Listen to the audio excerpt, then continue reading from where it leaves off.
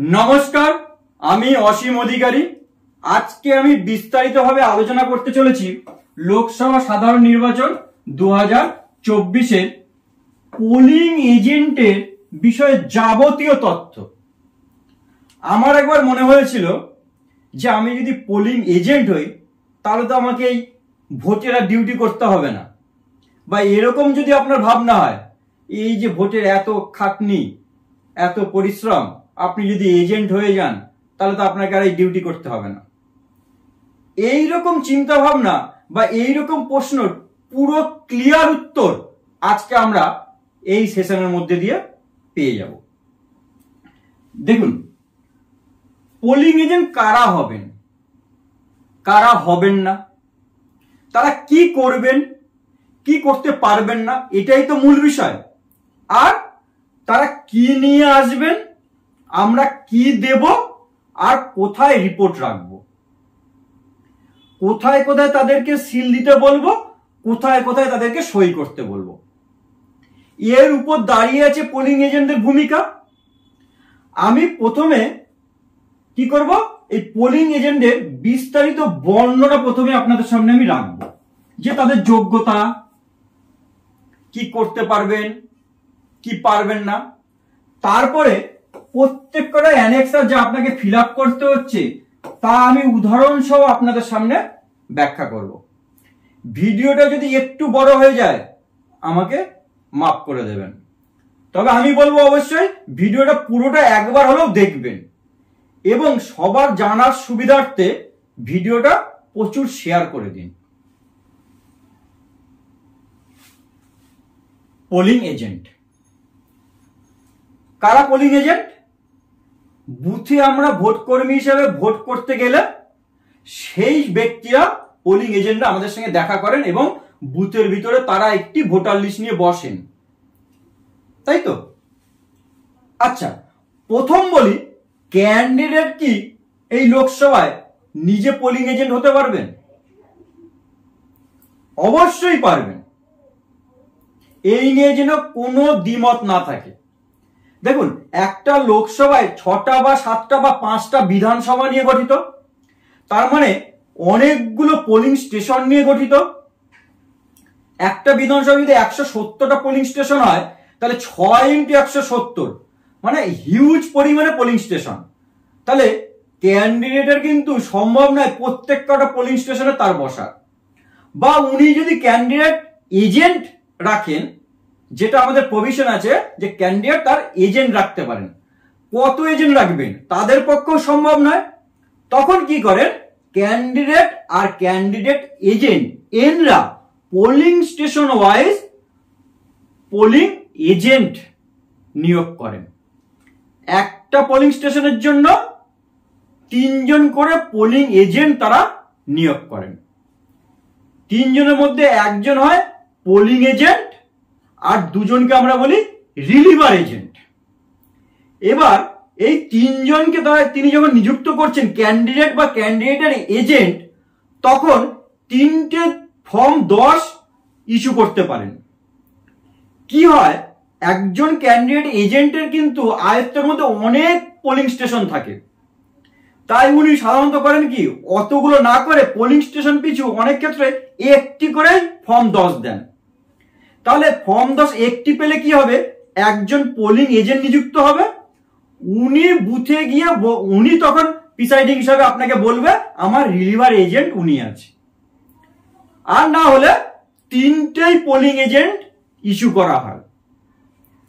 কি, ফর্ম 10 3টেই একটি polling station পিছু ইস্যু করা হয়।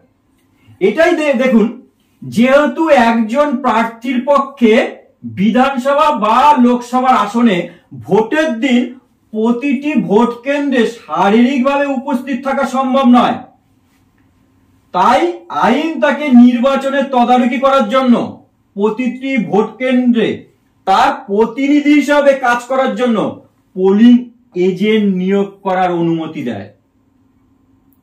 এবার এই পোলিং এজেন্ট কোন ল বা কোন রুলে নিযুক্ত হন?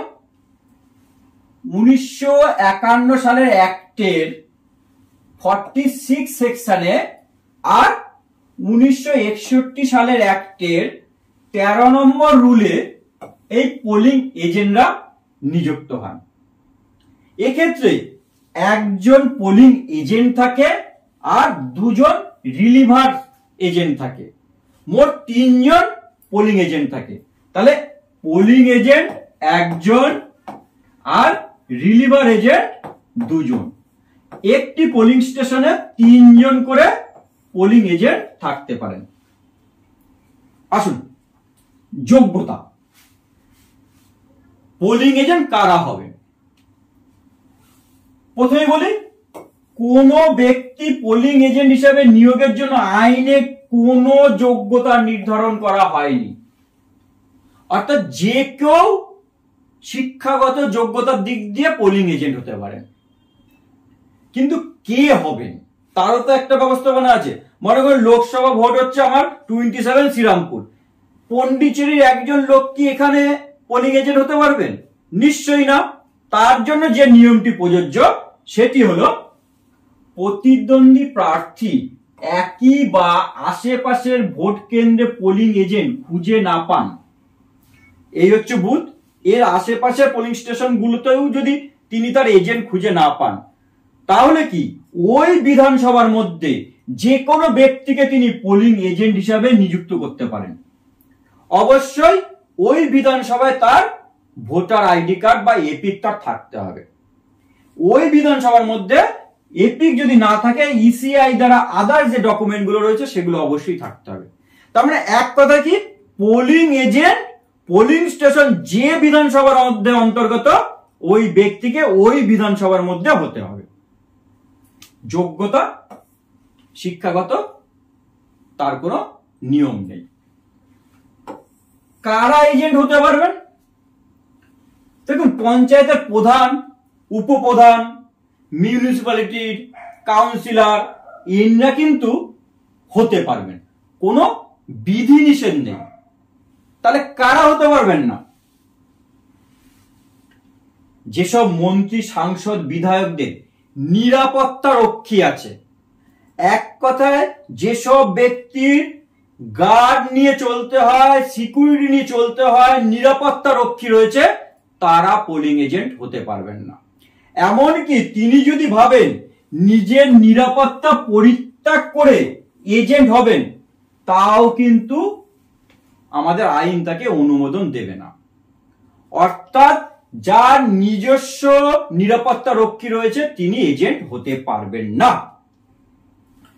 সরকারি চাকরি করেন বা সরকার থেকে কোনো সম্মানী বা সাহায্যপ্রাপ্ত হিসাবে আপনি সরকারের থেকে মাইনে পান, আপনি পোলিং এজেন্ট হতে পারবেন না। অর্থাৎ আমি ভেবেছিলাম আমি পোলিং এজেন্ট হব, ভোট কর্মী হিসেবে আপনি ভেবেছিলেন আপনি এজেন্ট হবেন, ভোট কর্মীর ডিউটি করবেন না, কিন্তু পোলিং এজেন্ট হতে পারবেন না। আরেকটু ভাবি, যে কোনো পঞ্চায়েতের সদস্য, প্রধান, উপপ্রধান, জেলা পরিষদের সদস্য, পঞ্চায়েত সমিতির সদস্য, যে কেউ হতে পারবে, শুধুমাত্র নিরাপত্তা রক্ষী যদি থাকে তিনি হতে পারবেন না। ক্লিয়ার হয়ে গেল কারা হবেন? ক্যান্ডিডেট হতে পারেন। এবার এই যে পোলিং এজেন্ট, ইনাদেরকে কেউ তো নিয়োগ করেন, কারা নিয়োগ করছেন? প্রার্থী নিজে বা প্রার্থীর নির্বাচনী এজেন্ট। ইনাদের সই স্পেসিমেন যে কপি সেখানে আমরা পাবো। ওনারা পোলিং এজেন্ট নিয়োগ করেন। পোলিং এজেন্ট কত নম্বর ফর্মে নিয়োগ করবেন? ফর্ম 10। আর যদি উনি ভাবেন আরে আমি তো এনাকে পোলিং এজেন্ট করে ভুল করেছি, আমাকে এনাকে চেঞ্জ করতে হবে, উনি তখন ওই পোলিং এজেন্টকে যদি বাতিল করতে চান, তখন তাহলে ওনাকে ফর্ম 11 ফিল আপ করতে হবে। এবার ভোটের আগে যদি কোনো পোলিং এজেন্ট মারা যান বা কাউকে যদি ক্যান্ডিডেট বা ক্যান্ডিডেট এজেন্ট যদি ভাবে যে এনাকে আমি সরিয়ে দেব, তার জন্য কিন্তু তিনি ভোটের আগে পর্যন্ত যে কোনো সময়ের জন্য তিনি পোলিং এজেন্ট চেঞ্জ করে নতুন পোলিং এজেন্ট তিনি নিয়োগ করতে পারেন। তাহলে 10 অ্যাপয়েন্টমেন্ট, নিয়োগপত্র পোলিং এজেন্ট, 11 দিয়ে তার পোলিং এজেন্টের নিয়োগ বাতিল করা যায়। এবার আসছি পোলিং এজেন্ট বুথে কখন আসবেন। আমরা দেখি মক পোলের আগেই চলে আসেন, এমনও হতে পারে কেউ 7টার সময় এলো, 8টার সময় এলো, 9টার সময় এলো, তাকে কি ঢুকতে দেবো না? অবশ্যই ঢুকতে দেবো। আইনানুসারে একজন পোলিং এজেন্টের আগমনের কোনো নির্দিষ্ট সময়সীমা নেই, এবং এমনকি যদি তিনি একটি ভোট কেন্দ্রে দেরি করে আসেন তাহলে প্রিসাইডিং অফিসার তাকে পরবর্তীতে অংশগ্রহণ করার অনুমতি দেবেন। কিন্তু তিনি কখনোই বলবেন না আপনি যেগুলো আগে করে ফেলেছেন সেগুলো আপনাকে পুনরায় করতে হবে, সেটা তিনি কখনোই বলতে পারবেন না, সেটাও সম্ভব নয়। কিন্তু আগে করে যাওয়া কোনো নথি, স্পেশাল ট্যাগের নাম্বার, অ্যাড্রেস ট্যাগের নাম্বার, গ্রিন পেপার সিলের নাম্বার, উনি যদি চান আপনি ওনাকে দেবেন। তবে আশা করা যায় যে পোলিং এজেন্টকে ভোট শুরু হওয়ার 1.5 ঘন্টা আগে ভোট কেন্দ্রে উপস্থিত থাকা উচিত, যাতে তারা মক পোলের কার্যক্রম দেখতে পায়। দেখুন, পোলিং এজেন্ট যদি উপস্থিত না হয় সকালে মক পোলের আগে, আপনি কি করতে পারেন? কতক্ষণ ওয়েট করবেন? কজন উপস্থিত হলে মক পোল শুরু করবেন? সেটা একবার দেখে নিন। যাই হোক, প্রিসাইডিং অফিসার কমপক্ষে 2 জন প্রার্থী বা এজেন্টের উপস্থিতিতে ভোট শুরু হওয়ার 90 মিনিট আগে মক পোল শুরু করবেন। ঠিক আপনারা তাই জানেন, 90 মিনিট আগে মক পোল করতে হবে। 7টায় পোল শুরু হলে 5:30টায় মক পোল শুরু করতে হবে। ন্যূনতম মিনিমাম 2 জন এজেন্ট উপস্থিত না থাকলে প্রিসাইডিং অফিসার মক পোলের জন্য 15 মিনিট ওয়েট করবেন। 15 মিনিটের মধ্যে যদি 2 জন এজেন্ট উপস্থিত হয়ে যায়, আপনি মক পোল শুরু করে দেবেন। 15 মিনিট ওয়েট করলেন, 5:45 বাজলো, কেউ আসেনি, এলো, যাই হোক, আপনাকে মক পোল শুরু করতেই হবে।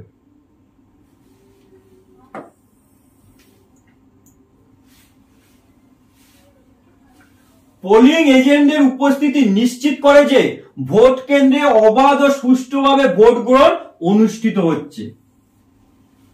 বুথের মধ্যে পোলিং এজেন্ট রয়েছে মানে একদম তারাও সাক্ষী যে ভোট প্রক্রিয়া কিভাবে ঘটছে, কারণ উনি তখন ওনার এজেন্টের হয়ে কিন্তু সাক্ষী হিসাবে ওই বুথে থাকছেন। পোলিং এজেন্টরা সহযোগিতার মনোভাব নিয়ে তাদের দায়িত্ব পালন করলে ভোট কেন্দ্রে প্রিসাইডিং অফিসার এবং পোলিং অফিসারদের কাজ সহজ ও মসৃণ হয়। অবশ্যই ভোটারদের চিহ্নিতকরণ, আপনাকে অন্যান্য সহযোগিতা, সব ক্ষেত্রে কিন্তু আপনাদেরই সুযোগ সুবিধা ওনাদের থেকেই নেওয়া সম্ভব। পোলিং এজেন্টের প্রধান দায়িত্ব, মেন দায়িত্ব দেখুন, পোলিং এজেন্টের প্রধান দায়িত্ব হলো ভোট কেন্দ্রে প্রার্থীদের স্বার্থ রক্ষা করা। প্রার্থীর হয়ে তিনি এজেন্ট। 1 নম্বর, মক পোলে অংশ নেওয়া এবং সন্তুষ্ট হওয়া যে ইভিএম এবং ভিভিপ্যাট এটি সঠিকভাবে কাজ করছে, অর্থাৎ তিনি ওখানে তার সাক্ষী হিসাবে থাকছেন। 2 নম্বর, প্রকৃত ভোটার হিসেবে যাদের পরিচয় সন্দেহজনক তাদের চ্যালেঞ্জ করে তার ছদ্মবেশ শনাক্ত করা, অর্থাৎ ভোটারকে সঠিকভাবে চিহ্নিতকরণ করা, চেনা। 3 নম্বর, ভোট শেষ হওয়ার আগে এবং পরে নিয়ম অনুসারে ইভিএম এবং ভিভিপ্যাট সঠিকভাবে সুরক্ষিত এবং সিল করা হয়েছে বা করতে সাহায্য করা, এগুলো ওনাদের দায়িত্বের মধ্যে পড়ে। 4 নম্বর, ভোটের সাথে সম্পর্কিত সমস্ত নির্বাচনী রেকর্ডগুলি আইন অনুসারে ভোট শেষ হওয়ার পরে যথাযথভাবে সুরক্ষিত এবং সিল করা হয়েছে তা দেখা এবং সহযোগিতা করা। 5 নম্বর, ভোট কেন্দ্রে কন্ট্রোল ইউনিট, ব্যালটিং ইউনিট এবং ভিভিপ্যাটের ক্রমিক নম্বরগুলি রিটার্নিং অফিসারদের দেওয়া বিবরণের সাথে ঠিকভাবে মিলছে কিনা সেটা দেখা, এবং এই নম্বরগুলো ওনাদেরকে কিন্তু প্রিসাইডিং হিসাবে আপনাকে ওনাদেরকে দিতে হবে।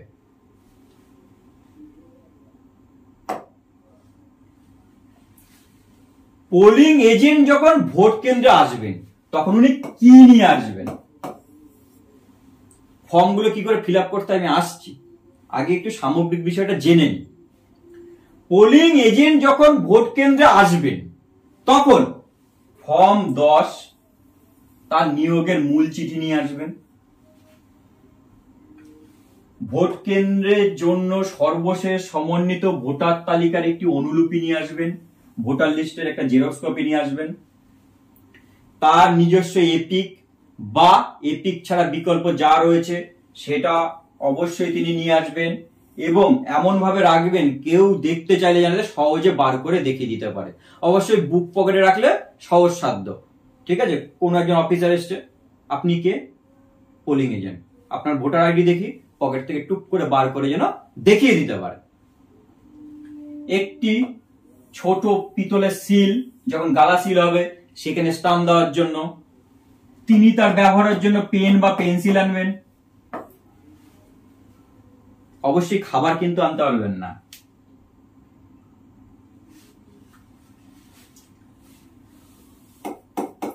পোলিং এজেন্ট বা রিলিভিং এজেন্টের মধ্যে মাত্র একজন ভোট কেন্দ্রের ভেতরে এবং একটি নির্দিষ্ট সময়ে একজনই উপস্থিত থাকতে পারবেন।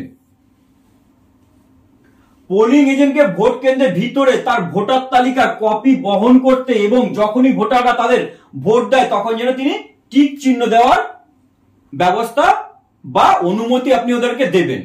কখনো বলবেন না আপনি কেন টিক দিচ্ছেন, ভোটারকে কেন ভোটার লিস্ট আপনি মার্কিং করছেন। তবে এই যে মার্কিং করছেন এর তথ্য সে বাইরে দেবে না কোনো চিরকুটে লিখে, যে এই ভোটারে ভোট দেওয়া হয়ে গেল, কি এই ভোটার এখনো পেন্ডিং আছে, আসেনি এখনো ভোট দিতে, সেই রকম তথ্য কিন্তু উনি বাইরে সরবরাহ করবে না। যাই হোক, এটি স্পষ্ট করা হয় যে কোনো অবস্থাতেই পোলিং এজেন্ট বা রিলিভিং এজেন্টকে ভোটদান চলাকালীন এবং ভোট বন্ধ না হওয়া পর্যন্ত ভোট কেন্দ্রের বাইরে তার সাথে উপলব্ধ ভোটার তালিকা বহন করার অনুমতি দেওয়া হবে না। অর্থাৎ তিনি নিয়ে এসছেন, আবার যখন বেরিয়ে যাচ্ছেন তখন ভোটার লিস্টে নিয়ে বেরিয়ে যাচ্ছেন, সেই অনুমতি কিন্তু কখনোই দেবেন না। কোনো অবস্থাতেই পোলিং বা রিলিভিং এজেন্ট ভোটারদের ক্রমিক নম্বর নির্দেশ করে বাইরে স্লিপ পাঠানোর অনুমতি আপনি কখনোই দেবেন না। অর্থাৎ কে ভোট দিয়েছে, কে পেন্ডিং রয়েছে তার তথ্য যেন বাইরে না যায়।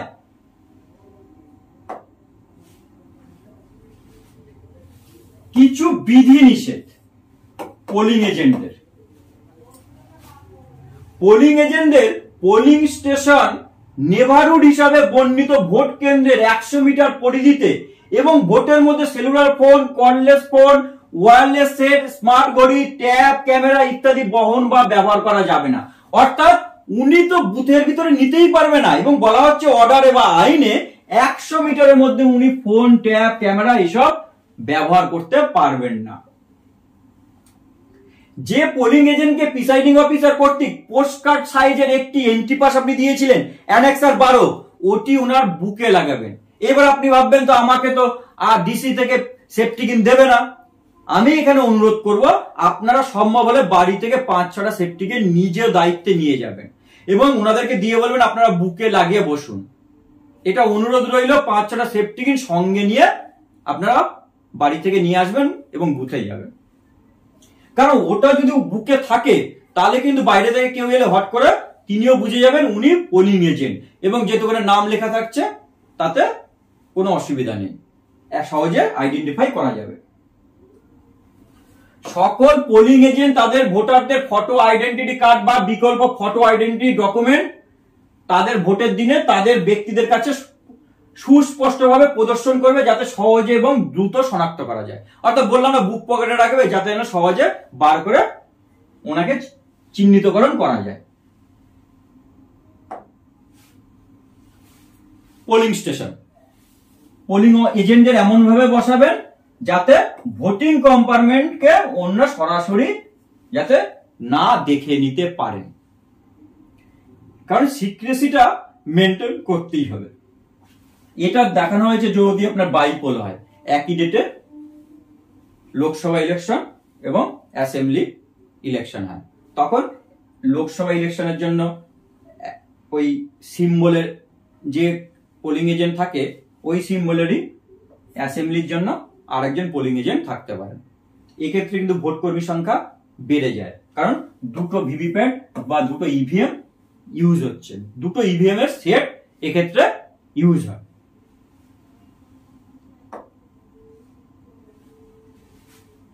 বুথে ওনারা বসবেন কি করে, তর্কাতর্কি হতে পারে, কে আগে বসবে কে পরে বসবে। এবার কোন দিক থেকে আগে পরে সেটা আপনি ঠিক করে দেবেন। দেখুন এই জানলার দিক থেকে আগে কি ওই দরজার দিক থেকে আগে, যেভাবে বসাবেন। প্রথমে জাতীয় স্বীকৃত রাজনৈতিক দলের পোলিং এজেন্ট বসাবেন, তারপরে রাজ্যের স্বীকৃত রাজনৈতিক দলের পোলিং এজেন্ট, তারপরে রেজিস্টার রাজনৈতিক দলের পোলিং এজেন্ট, এবং শেষে নির্দল প্রার্থীর পোলিং এজেন্টদের বসাবেন। এই ব্যাপারে কিন্তু স্ট্রিক্ট থাকবেন। কখনো যদি আপনি লুজ দিয়ে দেন তাহলে কিন্তু নিজেদের মধ্যে ঝগড়া হবে এবং আপনাকে জড়িয়েই এই বিষয়টা বড় আকার নেবে।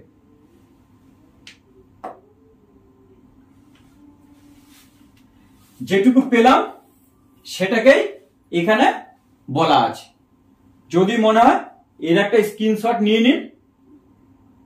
কোন রকম খাবার জল খাবার তিনি সঙ্গে বুথের ভিতর নিয়েবে না, তিনি বিইউসিইউ ভিভিপ্যাটের কোনো সিলের ক্ষতি করবেন না, ভিভিপ্যাটের পেপার কোন রকম আটকে গেছে পিন পেপার সিলে তিনি গিয়ে পাকামি করে সেটাকে টানাটানি নাড়ানাড়ি করলেন, সেসব কিছু করবেন না। অর্থাৎ কোনো কিছু নষ্ট হয় এমন কোনো কাজ উনি করবেন না। উনি কোথায় সই করবেন, কোথায় সিল লাগাবেন,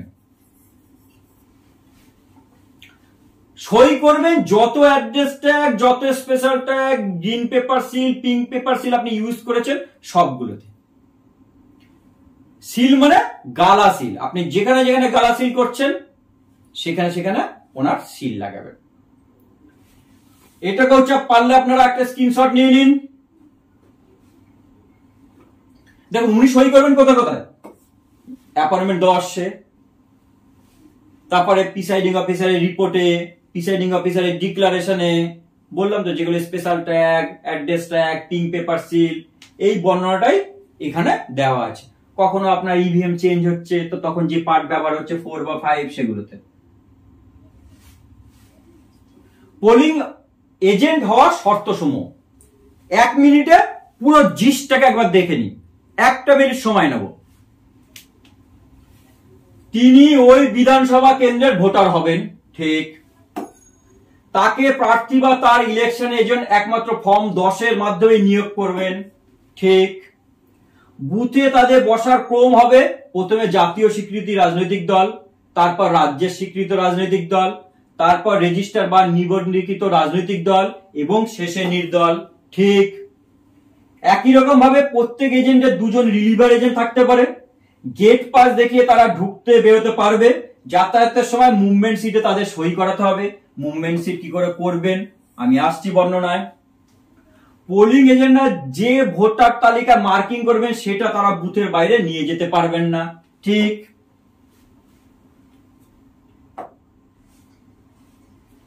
বুথের ভেতরে কোনো এক প্রার্থীর একজন মাত্র পোলিং এজেন্টই থাকতে পারবেন, রাইট। পোলিং এজেন্টের কোনো ব্যাচ থাকলে তাতে শুধু প্রার্থীর নামই থাকবে, নাম লেখা তিনি ব্যাচ নিয়ে বসতে পারেন, কোনো সিম্বল থাকবে না, কিন্তু কোনো পার্টির নাম কিন্তু থাকবে না। দুপুর 3টের পরে পোলিং এজেন্ট বদলানো যাবে না। যদি কখনো আপনার অর্ডার হয় যে এটা বিকেল 4টে মেনে চলবেন, এখন পর্যন্ত 3টের পরে কোনো পোলিং এজেন্ট বদলানো যাবে না। খুব বিশেষ জরুরি কোনো তার চাপ না থাকলে কোনো রকম ভাবে বদলানো যাবে না। তিনি বুথের বাইরে কোনো ভোটারের যিনি ভোট দিয়েছেন বা এখনো দেননি সেই রকম সিরিয়াল নম্বর লেখা স্লিপ পাঠাতে পারবেন না। তিনি নিজের কাছে থাকা ভোটার তালিকা যেখানে তিনি মার্কিং করেছেন বুথের বাইরে পাঠাতে পারবেন না, ঠিক। কোন মন্ত্রী, সাংসদ, বিধায়ক যার নিরাপত্তা রক্ষী আছে তিনি পোলিং এজেন্ট হতে পারবেন না। তিনি নিজের নিরাপত্তা পরিত্যাগ করে হতে চাইলেও সেটি তিনি অনুমোদন পাবেন না।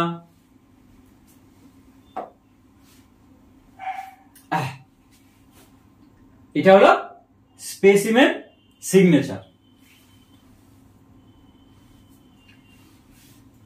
স্পেসিমেন সিগনেচারটাকে একটু জুম করেছি। এটা হলো ফর্ম 10, ফর্ম 11, আমি বিস্তারিত আসবো। আমি বাংলায় করে নিয়েছি 11, 12 বাংলায় করে নিয়েছি, 13 বাংলায় করে নিয়েছি, বোঝার এবং উদাহরণের সুবিধার্থে। চলুন এবার উদাহরণ দিয়ে ফর্ম ফিল আপ গুলো ব্যাখ্যা করি। একটু বড় হয়ে গেল ভিডিওটা না?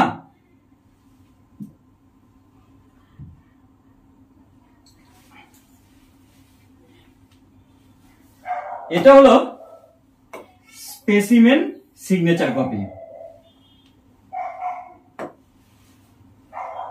স্পেসিমেন সিগনেচার কপি উপরে কোন মাস বা কোন তারিখ কোন বছর তারিখ দিয়েও থাকে। মনে করুন শ্রীরামপুরে বা হুগলিতে 20-5-2024 এটা প্রিন্টেড আসবে।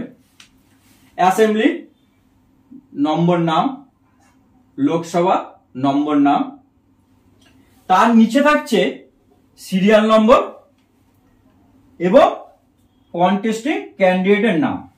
দেখুন একই নাম আমি দুবার লিখেছি, কল্যাণ দাস, কল্যাণ দাস। কারণ ওনার যদি 2 জন বা 3 জন বা 4 জন থাকে তাদের নাম তিনি পরপর লিখেছেন এবং তারা সই করেছেন, ক্যান্ডিডেট সই করেছেন। আমি 2 জন ক্যান্ডিডেটকে দিয়ে আমি এটাকে বোঝানোর চেষ্টা করছি। কল্যাণ দাস ওনার 2 জন ক্যান্ডিডেট এজেন্ট বা ইলেকশন এজেন্ট, ওনাদের নাম রয়েছে। কল্যাণ দাস ইলেকশন এজেন্ট রয়েছে মোহন আদক, ঝন্টু রায়, ক্যান্ডিডেটের সিগনেচার আর ইলেকশন এজেন্টের সিগনেচার। এনরাও চাইলে পোলিং এজেন্টের নিয়োগপত্র দিতে পারেন, ইলেকশন এজেন্ট চাইলেও দিতে পারেন। এই স্পেসিমেন সিগনেচার দেখে কিন্তু ফর্ম দাসের সিগনেচার মিলিয়ে নেবেন। প্লেস ডেট, রিটার্নিং অফিসারের সিল এবং সই। খেয়াল রাখুন মোহন আদক এখানে ইলেকশন এজেন্ট, কল্যাণ দাস এখানে ক্যান্ডিডেট। কল্যাণ দাস এবার বড় হয়েছে, জুম হয়েছে, বুঝতে সুবিধা হচ্ছে। কল্যাণ দাস ক্যান্ডিডেট, মোহন আদক ইলেকশন এজেন্ট। আসছি ফর্ম 10-এ। ফর্ম 10 উপরে থাকছে হাউস অফ দ্য পিপল, এইখানে লিখছে ইলেকশন এজেন্ট প্রথম ঘরে আমি মোহন আদক, ইলেকশন এজেন্ট অফ ক্যান্ডিডেটের নাম কল্যাণ দাস। উনার আমি ইলেকশন এজেন্ট, আমি রাজু ঘোষকে পোলিং এজেন্ট হিসাবে সিরিয়াল নম্বর, পার্ট নম্বর, এই পোলিং স্টেশনের জন্য পোলিং স্টেশনের নম্বর এবং নাম দিয়ে ওনাকে আমি পোলিং এজেন্ট হিসেবে নিয়োগ করছি। একটি পোলিং স্টেশনের জন্য উনি একটাও দিতে পারেন বা 3 জন পোলিং এজেন্টদের জন্য 3টেও দিতে পারেন। তারপরে কি করছেন? ইলেকশন এজেন্ট সই করছেন। এটা কিন্তু ক্যান্ডিডেটও করতে পারেন বা একাধিক ইলেকশন এজেন্টের মধ্যে যে এজেন্ট যে বিধানসভার জন্য নির্ধারিত করেছেন ক্যান্ডিডেট, যে আপনি ওখানটা দেখুন তিনি এখানে সই করছেন। তার নিচে পোলিং এজেন্ট সই করছে, প্লেস তারিখ দেওয়া থাকছে। এটা নিয়ে উনি কিন্তু আসছেন কোথায়? পোলিং স্টেশনে, মক পোলের আগে। এবং পোলিং এজেন্টদের আগের দিনই বলে দেবেন সকাল 5টা 20-তে আপনারা উপস্থিত হবেন।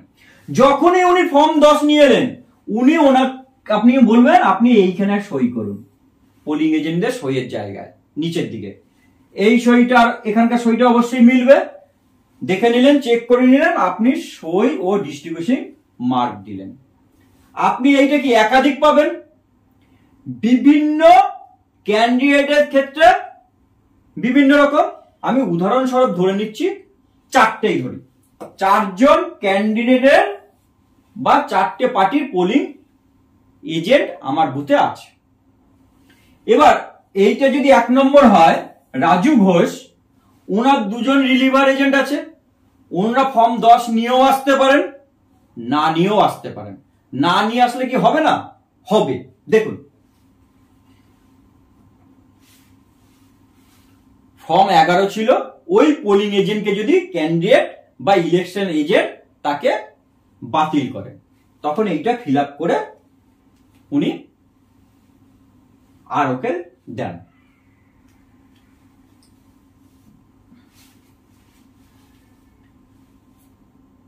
পোলিং এজেন্ট বা রিলিভিং এজেন্টের যাতায়াতের সিট মানে মুভমেন্ট সিট।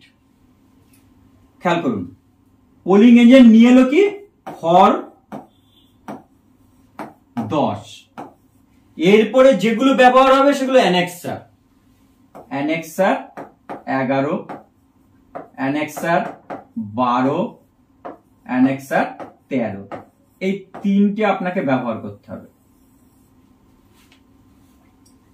অ্যানেক্সার 11 আগেরটা ছিল কিন্তু ফর্ম 11, যেটা দিয়ে বাতিল করছে পোলিং এজেন্টের নিয়োগপত্র, তাই দুটোর মধ্যে মিলিয়ে দেবেন না।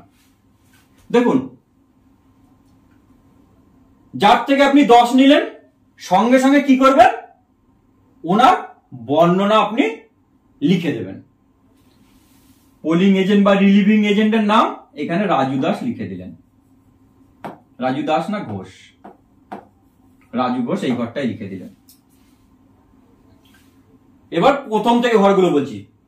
প্রথমটা হচ্ছে আপনার ওই নির্বাচন ক্ষেত্রের নম্বর ও নাম, অর্থাৎ পোলিং স্টেশন নম্বর ও নাম, তারপরে বিধানসভার নম্বর ও নাম, তারপর প্রার্থীর নাম, তারপর রাজনৈতিক দলের নাম, তারপর পোলিং এজেন্টের নাম, প্রবেশের সময়, সকালেই উনি প্রবেশ করেছেন সেই সময় লিখলেন, ওনাকে দিয়ে সই করালেন।